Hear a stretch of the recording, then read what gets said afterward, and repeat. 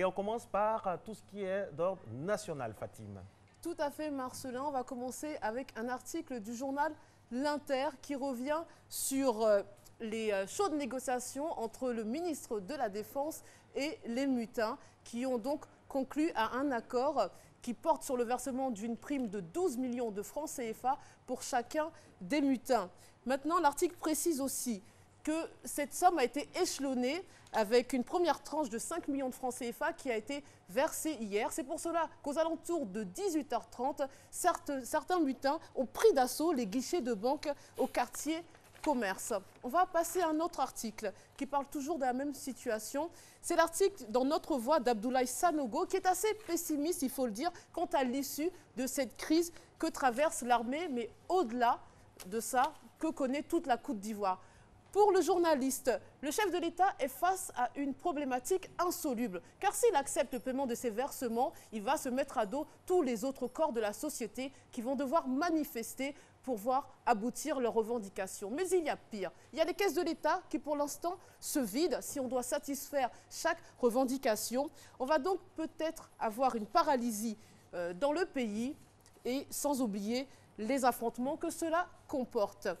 On reste encore sur le même sujet, mais avec un autre article à lire cette fois-ci dans l'Intelligent d'Abidjan qui nous dit que le gouvernement, finalement, avait déjà tout prévu et s'intéressait donc aux conditions de vie de ces soldats. Puisque, souvenez-vous, on a élaboré une loi de programmation militaire qui a été adoptée le 4 janvier 2016. Donc, selon l'article, finalement, que valent ces 12 millions par rapport à ce que les soldats recevront tout au long de leur quartier, tout au long de leur carrière dans l'armée, à l'issue de cette réforme? Que valent ces 12 millions à côté des 800 milliards que l'État a prévu de mettre à leur disposition pour améliorer leurs conditions de vie?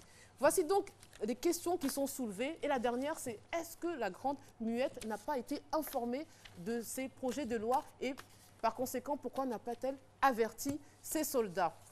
Autre article qui reste encore sur la mutinerie, mais cette fois-ci, c'est ce qu'on appelle les effets collatéraux. On va parler de Bema Fofana, un député de Bouaké, qui a donc été séquestré puis relâché par les mutins qui se sont rendus à son domicile.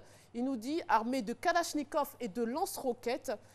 Ce dernier nous explique qu'il a été joint par téléphone, qu'il a donc eu la peur de sa vie et qu'on l'a accusé de briser le mouvement des mutins. Et il va donc mener sa propre enquête puisqu'il est persuadé que ce sont des gens qui les ont fait venir à son domicile. On va changer totalement de sujet, cette fois-ci un peu de sport, grâce à Fraternité Matin qui revient donc sur le match des éléphants hier face au Togo. Match nul, 0-0. Alors les Togolais ont opposé une farouche résistance aux Ivoiriens sur l'ensemble du match.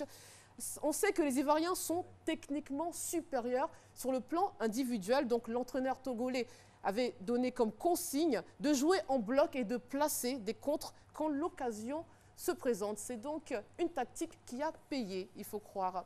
Exactement. On passe à présent à la page internationale. Tout à fait. Marcelin en parlait tout à l'heure. Hier, c'était le Martin Luther King Day aux États-Unis, c'est-à-dire qu'on célèbre la date anniversaire de la naissance du célèbre pasteur. Et à cette occasion, la marque à la pomme a décidé de l'honorer en publiant une photo accompagnée de ce message qui nous dit « Engagez-vous dans la noble lutte pour l'égalité des droits. Vous ferez une plus grande personne de vous-même, une plus grande nation de votre pays et un monde plus beau dans lequel vivre. » Message retenu. On reste sur Martin Luther King de manière indirecte, grâce à Courrier International qui nous apprend que Trump s'en prend à une icône des droits civiques. Vous le voyez à l'écran, c'est John Lewis qui était lui-même aux côtés de Martin Luther King dans les marches des années 60. C'est aussi un parlementaire démocrate élu au Congrès et son erreur, il a annoncé ne pas vouloir se rendre à la cérémonie d'investiture de Donald Trump qu'il pense être un président illégitime. Alors là, il a eu droit à la colère de Trump. On va le voir, il y a un tweet qui va s'afficher qui lui dit « Le député John Lewis ferait mieux de passer plus de temps à s'occuper de sa circonscription qui est dans un état épouvantable et se dégrade, sans parler de la criminalité qui la gangrène. » À bon entendeur, salut. Oui, et pour finir, Les solites, pour finir avec Vraiment, Bernard Madoff, homme d'affaires jusqu'au bout. Alors là, c'est encore une histoire incroyable. Vous vous souvenez de Bernard Madoff, l'escroc du siècle, comme on l'a surnommé, 78 ans, condamné en 2009 à 150 ans de prison pour avoir détourné 65 milliards de dollars en pleine crise financière. Et bien, même en prison, il fait du business. Alors, qu'est-ce qu'il a fait? Il s'est accaparé du chocolat en prison, c'est-à-dire qu'il a acheté tous les produits et les revend maintenant aux détenus bien plus cher. Il a donc le monopole. Business is business. L'article nous rappelle aussi que les détenus sont assez fascinés par ce personnage à cause de son pédigré. Finalement, cette histoire n'a aucune morale. Difficile pour moi de faire une chute. Ça doit être ce qu'on appelle la triste réalité. Exactement.